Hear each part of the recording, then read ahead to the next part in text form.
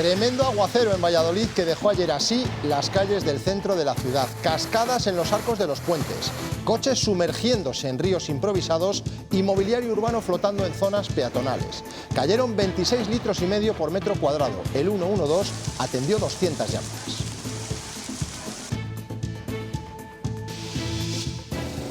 Después de la tormenta llega la calma meteorológica, pero también una jornada de mucho trabajo para tratar de recuperar la normalidad lo antes posible. Decenas de comercios y centros cívicos afectados y recorridos alternativos para las calles que todavía permanecen cortadas. Buenas tardes, y a esta hora, ¿cómo están las cosas? Pues nos vamos a ir en directo a una de las calles de Valladolid más afectadas, la calle Platerías. Los vecinos ayer no daban crédito, hoy suponemos que más tranquilos. Noemí Morante. Los vecinos hoy nos contaban anécdotas, pero los que nos han mostrado gran preocupación son los comerciantes. Los establecimientos aún están muchos sin poder abrir porque aún queda mucho por limpiar y reparar, y dicen que no es la primera vez que lo sufren. Segundo día de exámenes de selectividad. Una vez abierto el melón de los nervios, hoy se ha notado que los estudiantes estaban mucho más tranquilos. Estefanía Ureña. Sí, Antonio, hoy hemos visto caras más relajadas, un ambiente mucho más distendido después de los nervios de ayer en esa primera jornada de la PAU. Hoy a primera hora, examen de inglés y después de historia de España. A esta prueba tenían que presentarse los alumnos que ayer no lo hicieron al de filosofía. Son los trabajadores de Azucarera de La Bañeza en León. Hoy se han manifestado frente a la fábrica para pedir soluciones. Reclaman apoyos del Gobierno central y que medien con la empresa en el ERE que han planteado.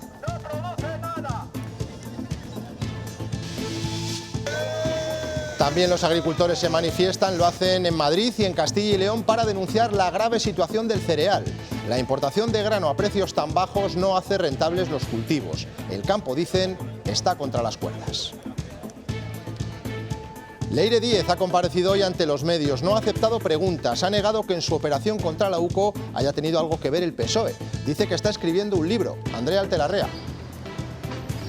Sí, ayer presentó su baja voluntaria del partido aquí en Ferraz tras reunirse durante más de 2 horas con Santos Cerdán, y hoy ha dado explicaciones a los medios que se han visto alteradas por la irrupción de Víctor de Aldama. Enseguida les contamos los detalles.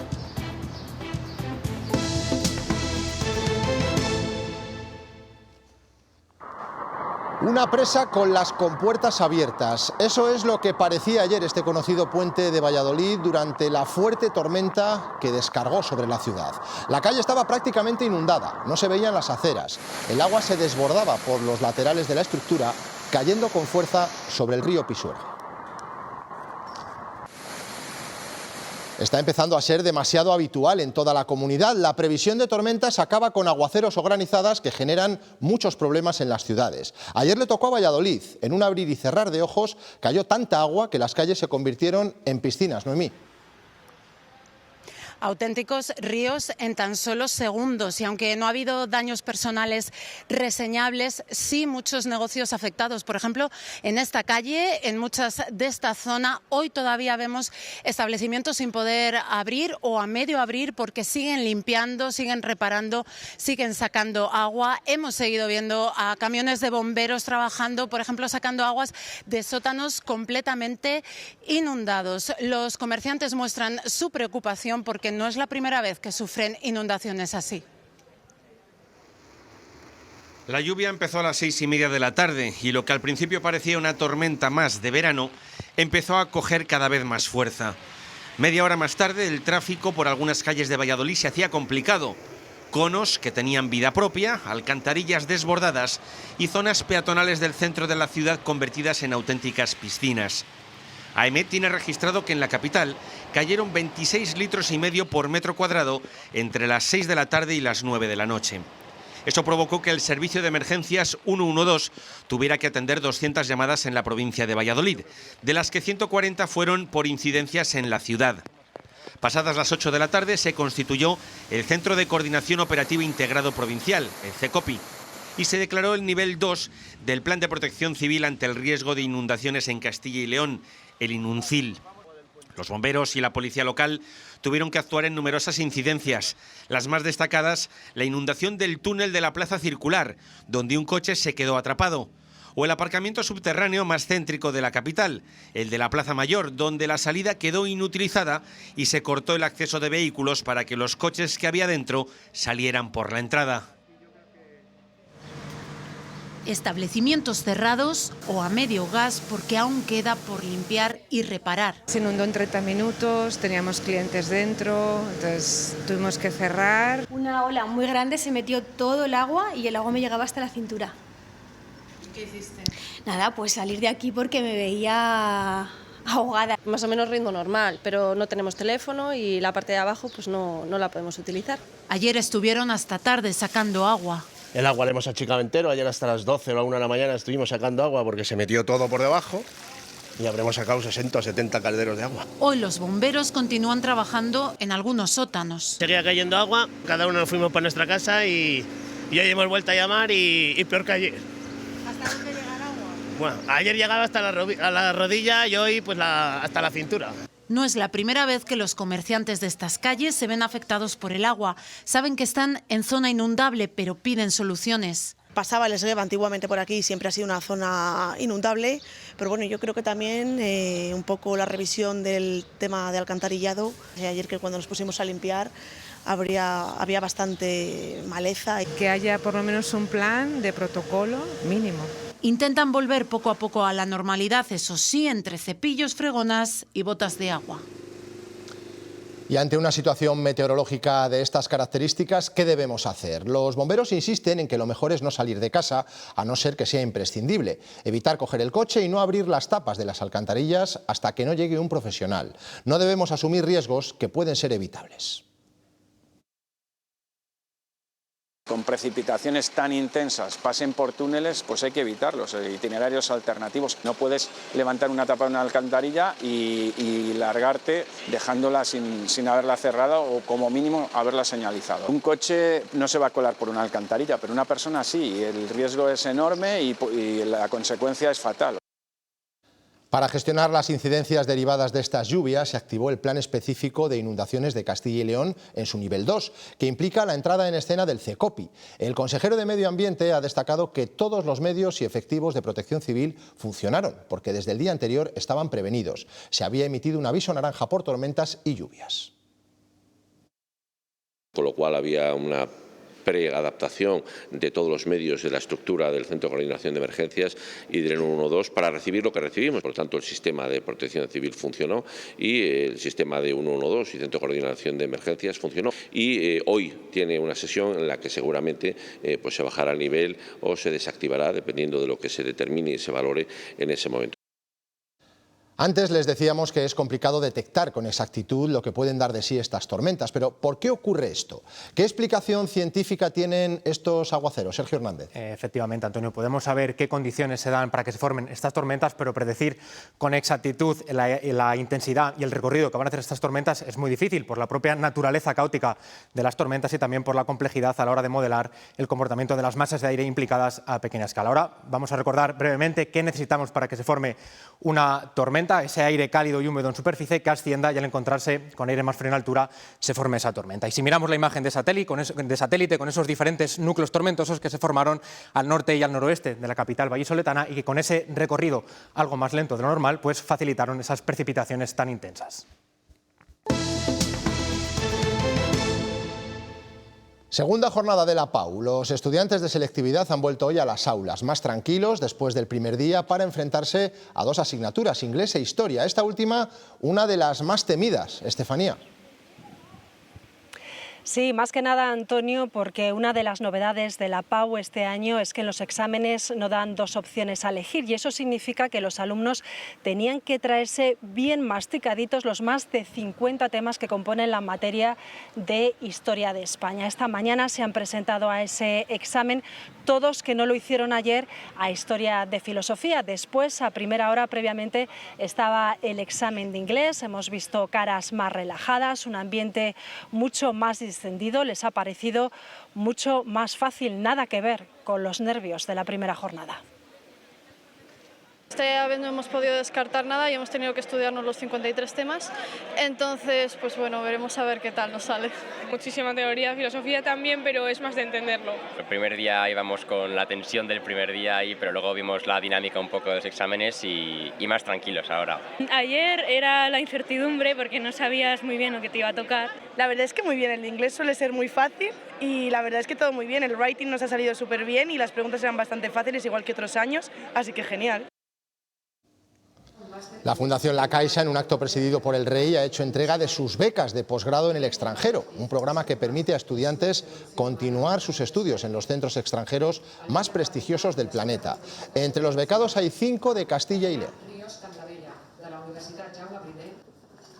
Estoy ahora mismo realizando el máster en Zúrich, un máster de Ingeniería Cuántica en la ETH. Yo estoy haciendo un máster en Estudios de Evolución Humana en la Universidad de Cambridge. Creo que es una forma muy buena de captar talento joven. Yo estoy estudiando un máster en Derecho Tributario Europeo Internacional en la Universidad de Lund, que está en Suecia. Más de medio centenar de escuelas de segunda oportunidad participan en el encuentro nacional que se está celebrando en Salamanca. El objetivo es mejorar la atención que se le ofrece a los jóvenes con problemas familiares o con la ley, aquellos que han abandonado sus estudios y desean volver o encontrar un empleo.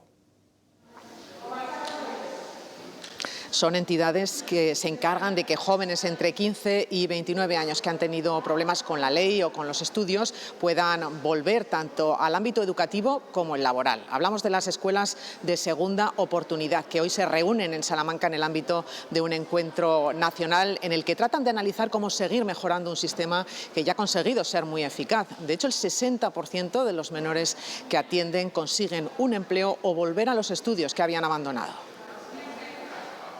Se trabajan esos itinerarios más personalizados para los más jóvenes, tanto desde el punto de vista social, por ejemplo, para poder ayudarlos a superar diferentes barreras, a integrarse mejor en la sociedad, como desde el punto de vista de capacitación laboral propiamente dichos para integrarse en ese mercado laboral. En el Centro Juan Soñador de Valladolid, 15 alumnos se benefician de las clases formativas. Donde hay un docente que trabaja con ellos toda la parte formativa, o bien de hostelería o bien de comercio. Dar la oportunidad de que continúen con su formación, por ejemplo, en hostelería, en comercio, en imagen personal. Por otro lado está la orientación laboral de la que se encargan las orientadoras. Tu talento, cuáles son tus fortalezas y poner en valor ese desarrollo. Además de la ayuda personal cada vez más importante. Simplemente necesitan un apoyo, un acompañamiento, alguien que les apoye y que les escuche. Cuentan con una gran amplitud de edad. Pueden tener hasta 29 años y no han finalizado la educación secundaria. Para que así estos jóvenes puedan conformar su futuro. Castilla y León admite la falta de especialistas en atención primaria y pediatría y reclama una mejor planificación estatal y un nuevo modelo de financiación. Son algunas de las peticiones que ha registrado el consejero de Sanidad en la Comisión Interterritorial de las Comunidades Autónomas en el Senado. Los consejeros de Sanidad del Partido Popular han acudido hoy al Senado para poner encima de la mesa sus exigencias al Ejecutivo Central. Estamos hablando de un problema grave, de un problema de Estado que tensiona como nunca antes el Sistema Nacional de Salud. Se refiere a la falta de profesionales sanitarios en las especialidades de medicina familiar y comunitaria y en pediatría, que en Castilla y León se estima en 400 sanitarios. Llevamos demasiado tiempo pidiéndole al Ministerio que asuma su responsabilidad, que autorice nuevas unidades docentes, que incremente el número de plazas. Precisamente este incremento de plazas por parte de las comunidades autónomas condicionó ayer la ministra el reparto de 172 millones de euros. Es un nuevo acto de escapismo propio de Houdini, el decir que da un dinero a cambio de que se fichen. Realmente para poder fichar profesionales, como dice, es necesario que haya esos profesionales y eso es responsabilidad del Ministerio de Sanidad, ¿no?, de las comunidades autónomas. En definitiva, no son más que 4,2 euros por habitante de este país. Será la portavoz popular en la Cámara Alta la que anunciará una moción con el resultado de esta comisión. No es vinculante, pero desde luego vamos a exigir al Gobierno que lo haga y vamos a exigir que escuche la voz de los consejeros de Sanidad. Ya que no lo hace en el Consejo Interterritorial, pues lo tendrá que hacer con la petición que hagan los consejeros de Sanidad en la Comisión General de Comunidades Autónomas. A la que precisamente no ha asistido ni la ministra Mónica García ni los consejeros socialistas.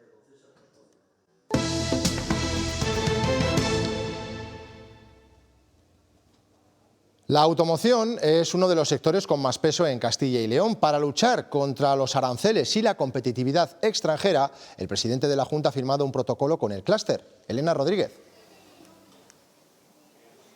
Sí, lo que persigue el Ejecutivo Autonómico es impulsar la competitividad, la innovación y la sostenibilidad de este sector aquí en Castilla y León. Es por ello que la Junta va a invertir 900.000 euros para este plan, pero para que a su vez pueda dar una respuesta a la competencia extranjera y a los aranceles. Un nuevo plan estratégico diseñado por el Clúster de Automoción de Castilla y León y financiado en un 90% por la Junta, que buscará dar respuesta a los retos que afronta el sector en la actualidad, la competencia extranjera y los aranceles. Las tensiones proteccionistas cada vez ponen más límites al comercio internacional. Acceso a la financiación, apoyos a la competitividad, la apertura de nuevos mercados. Un plan para fomentar la estabilidad e impulsar la competitividad, la innovación y el empleo, apostando por la inteligencia artificial y la sostenibilidad. Nuestro objetivo a lo largo de los próximos meses, que es llegar al 1 millón de afiliados a la Seguridad Social. En el mes de mayo nunca ha habido tanta gente trabajando, se lo debemos en gran medida a la automoción. Queremos que Castilla y León sea reconocida más allá de nuestras fronteras, como un referente en automoción y movilidad para atraer nuevas inversiones. Estará dotado con 900.000 euros y tendrá una vigencia hasta 2028. Hemos insistido tanto a la Unión Europea como al Gobierno de España la necesidad de avanzar a una nueva movilidad, pero de forma adaptada a las necesidades del mercado laboral. Un sector, asegura Mañueco, que genera más del 25% del PIB industrial de la comunidad e impulsa aproximadamente la mitad de las exportaciones de Castilla y León. Minutos después de esa firma, el presidente se ha reunido con la nueva dirección de Comisiones Obreras en Castilla y León, encabezada por la secretaria general, Ana Fernández de los Muros. Ambos se han tendido la mano para alcanzar acuerdos en todos los ámbitos que beneficien al conjunto de la sociedad. Fernández Mañueco ha recordado que una de las señas de identidad del territorio es el diálogo social y que su compromiso es que este sea una herramienta útil y eficaz. Es la primera concentración de los trabajadores a la puerta de la fábrica de Azucarera, en La Bañeza, desde que se anunciara la decisión de la empresa de cerrar la planta. Un cierre que afecta a 160 empleos de forma directa y a 1.200 de manera indirecta. Los empleados proponen que la Junta oferte a la fábrica otro inversor, a alguien que esté interesado en la remolacha y no solo en el azúcar de importación. El PSOE se ha reunido esta mañana con el Comité de Empresa de Azucarera para trasladarle su apoyo y solidaridad con los trabajadores. Reivindican la continuidad de este sector en La Bañeza. Critican que la Junta no haya hecho un seguimiento de esta planta cuando ha habido fondos y financiación por parte del Gobierno autonómico, a quien acusan de dejación de funciones.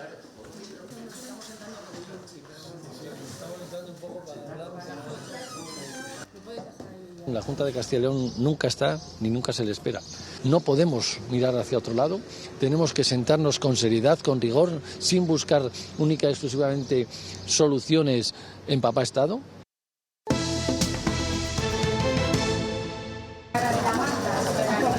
¿Qué tenías que comprar para mejorarme? Explica. Para mejorarme. Fontanera. Que es una pantomima. Esta escena la hemos visto al final de la comparecencia ofrecida por Leire Díez en un hotel de Madrid. El empresario Víctor de Aldama le pedía explicaciones por las amenazas que se adivinan en los audios filtrados. Leire Díez, que ayer entregó su carnet de militante en Ferraz, ha querido defenderse de las acusaciones de ser una fontanera del PSOE. Andrea. Sí, Antonio, después de pedir su baja ayer en Ferrazo y hablado ante los medios, ha negado trabajar al servicio del PSOE, ni en nombre ni en representación de nadie. Ha defendido ser una periodista socialista que se encontraba realizando un trabajo de investigación para su libro sobre varias tramas, entre ellas la Kitchen y los hidrocarburos. Unas explicaciones llenas de contradicciones, puesto que en las grabaciones difundidas se le escucha ofrecer citas de favor con fiscales a cambio de información comprometida de la UCO. Leire Díez ha conseguido estar bajo el foco de todos los medios en las últimas 24 horas. Hoy, en un hotel madrileño, con mucho tiempo para posar. Falta media hora, de verdad. Y con solo 7 minutos para hablar, sin preguntas. Ni fontanera ni cobarde. y para justificar el porqué de las conversaciones en las que trataba de recabar información comprometida de la UCO.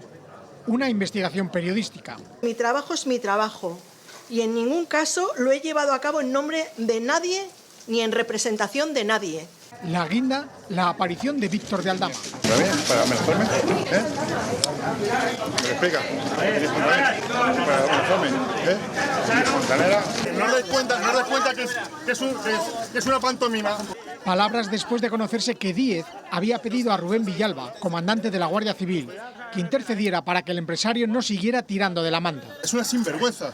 Una sinvergüenza. Hice un trabajo periodístico. Ustedes como periodistas amenazan a un teniente coronel diciendo que esté muerto o amenazan a un civil como a mí. Resaca la de hoy después de reunirse con Santos Cerdán y entregar un pendrive con información confidencial, sin saber qué hará la dirección del partido con él. Leire Díez ha pedido su baja voluntaria. Así el PSOE se deshace de cualquier responsabilidad sobre ella. Alberto Núñez Feijóo asegura estar abochornado por lo que ha ocurrido esta mañana. Para el líder del PP se está dando una imagen irreal de lo que debe ser España. Desde el PSOE piden a los ciudadanos que saquen sus propias conclusiones después de ver esas imágenes. España no es un vertedero televisivo cutre y sórdido como hemos visto hoy en una rueda de prensa. Todo el mundo ha visto lo que ha visto y saque sus propias conclusiones de alguien que no es militante del partido, de una conferencia de prensa donde se levanta alguien que está en una situación procesal compleja. Lo que hoy vimos o estamos conociendo me van a permitir que lo tilde directamente de esperpento. Y creo Miriam Andrés, la alcaldesa de Palencia, sufrió los ataques de Leire Díez en 2017. Comenzó una campaña contra ella tachándola de derechuza y traidora por apoyar a Susana Díaz en las primarias en vez de a Pedro Sánchez. Había procesos de primarias muy traumáticos, pero sí que es verdad que muchos compañeros, muchas compañeras recibimos una campaña de acoso, de insultos, de vejaciones a través de las redes sociales por aquellos hooligans que creían que el partido les pertenecía, ¿no? El partido la debiera haber expulsado como nos hubiera expulsado cualquier militante cuando salieron los primeros audios. Aún colea el bulo que afirmaba que un capitán de la Guardia Civil quería atentar con bomba lapa contra Pedro Sánchez, una información falsa que ha llegado a propagar a varios ministros. La difusión de fake news como esta es un ejemplo más del uso de la comunicación como un arma en la guerra híbrida. Vladimir Putin y Donald Trump se han convertido en paradigmas de la guerra cognitiva, el uso de propaganda y desinformación como un arma más. Se trata de persuadir para poder manipular a la gente, como si fuéramos como rebaños. Él y otros muchos líderes desarrollan estrategias de comunicación como paso previo a otras acciones militares, políticas o comerciales.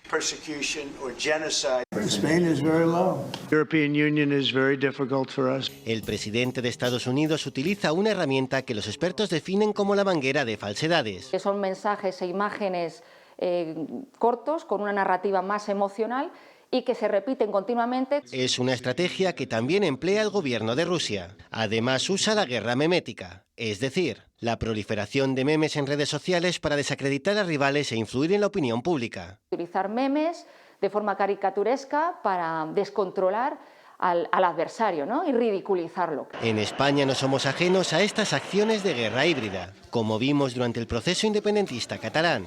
Y todos a día de hoy sabemos que respaldando esos mensajes y esa política de Puigdemont estaba Putin. Ante el avance de estas tácticas, los expertos insisten en la importancia de informarse a través de los medios de comunicación tradicionales y las fuentes oficiales. A 2 días de la conferencia de presidentes, Pedro Sánchez ha propuesto a las comunidades un pacto por la vivienda. Plantea a los presidentes triplicar la inversión hasta los 7.000 millones, de los que 4.000 aportará el Estado. Y aquí en Castilla y León, el PSOE pide a la Junta más protagonismo para fijar la postura de la comunidad en este tipo de encuentros. No le basta con una simple llamada telefónica, sino que reclaman una mesa de diálogo con el principal partido de la oposición. Siempre te quiere despachar con una llamadita de 2 minutos a bote pronto, ¿no? Y hombre, eso no son formas. A partir de ahora lo que vamos a requerir, como digo, es sentarnos en torno a una mesa con un calendario para abordar distintos temas con propuestas de cada una de las dos formaciones e intentar llegar a acuerdos. Si esa es la voluntad, estaremos ahí. Si no, no. En Unicaja te ayudamos a destapar el potencial de base que llevas dentro. Unicaja. Te atreves y la vida se abre. El sector agrario protesta ante la grave situación del cereal con precios por los suelos, pero estas concentraciones también escenifican la división entre las organizaciones agrarias. Imágenes de la concentración que ha organizado UCCL en Valladolid. Se quejan de la competencia que está suponiendo la importación de cereal procedente de Ucrania sin aranceles. Dicen que eso ha saturado el mercado, lo que ha bajado mucho los precios. Mientras en Madrid las organizaciones Asaja, UPA y COAG se concentraban a la misma hora por el mismo motivo: pedir ayudas directas para el campo ante una crisis del cereal que pone contra las cuerdas a los agricultores. Y todo ello pese a las previsiones de una buena cosecha. En la reivindicación, como ven, han derramado cereal sobre la vía como forma de protesta. Este año pasado, el año 2024, hemos pasado de importar 2 millones de toneladas de Ucrania a importar 10 millones de toneladas. Cereal que viene con 0 arancel. Eso es el responsable de que los precios estén como estén. Hemos saturado el mercado. Hoy el cereal, ni con ayudas de PAC, ni sin ayudas de PAC, no es rentable en ninguna situación que no tenga más de 4.000 kilos por hectárea. Este año el cereal vuelve a estar en el centro. Baja el precio, suben los costes y la rentabilidad en entredicho. Tenemos un precio que no es compatible con tener una rentabilidad. En lo que va de año el cereal ha bajado un 15% y es que en España el precio no se decide aquí. Determina esencialmente el cereal en puerto, es decir, la bolsa de Chicago y la bolsa de Francia. Y a esto se suma que producir es cada vez más caro. Hemos pasado de pagar los fertilizantes a 200 o 300 euros tonelada a 600, a duplicarlo. Una subida ligada a la guerra de Ucrania, las sanciones a Rusia y la dependencia exterior. Así que con esta presión muchos buscan estrategias para resistir. Si tú consigues producir cada vez más, aunque el precio se mantenga, si tú consigues controlar tus costes, puedes mejorar tu renta. Ahora mismo el agricultor ha sembrado y ha sembrado pues con la mira puesta en que esto de aquí a noviembre y diciembre pueda cambiar. Y con unos márgenes cada vez más ajustados, los agricultores calculan el momento oportuno para vender. La consejera de Agricultura ha respaldado esas peticiones para mejorar la rentabilidad de las explotaciones agrarias y pide al Gobierno que adopte medidas. Ha sido durante su participación en la Junta Directiva de Vitartis, el clúster de la industria agroalimentaria que factura 16.000 millones y emplea a 43.000 personas. Ha anunciado una nueva línea de apoyo a la exportación de 4 millones de euros. Para hacer frente a los seguros de siniestros, los seguros de incendios, los seguros de exportaciones. También para ayudar a auxiliar los gastos que necesitan las empresas para los certificados, y como no podía ser de otra manera en estos momentos, para ayudarles en la comercialización. Hemos crecido un 2,6% en las ventas a Estados Unidos, a pesar de la incertidumbre con los aranceles. Hemos llegado, me parece, que a los 114 millones. En Bezoya, después de toda una vida de mineralización muy débil para vivir muy fuerte, sabemos que somos muy de ponerle al mal tiempo buenísima cara, muy de que el aguapatos no tenga edad y muy de clavar la sombrilla como si no hubiese un mañana. Y si tú también eres muy de esto, es que eres muy de Bezoya. Bezoya, agua de mineralización muy débil para vivir muy fuerte. El presidente de las Cortes se ha despedido esta mañana de César García del Castillo, el general jefe de la 4ª Subinspección General del Ejército. Este mando militar pasa ahora a la reserva, tras haberse encargado de las subinspecciones de Castilla y León, Asturias, Cantabria, Galicia y País Vasco desde la jefatura de Valladolid. Y este es el trabajo ganador del concurso ¿Qué es un rey para ti?, en el que han sido seleccionadas 40 propuestas de 20 centros educativos de Castilla y León. La ganadora participará en la selección nacional con los premiados del resto de comunidades autónomas. En estos trabajos los alumnos muestran cómo ven ellos la labor de Felipe VI. He hecho un libro entero de fieltro y todo está trazado con un hilo y con mucho cuidado. Y pues aquí tienes, por ejemplo, para poner el vestuario que quieras al rey, pues sus aficiones. Una mirada diferente a uno de los creadores más universales del país es lo que nos proponen en Palencia hasta el 13 de julio. Bajo el nombre Joan Miró, Dibujos del Más Allá, esta exposición muestra 44 obras originales del artista y 9 gráficas. Además se pueden ver también fotografías que ofrecen una mirada distinta del genial artista. La primera exposición, fruto de la colaboración de Fundos y la Diputación Palentina.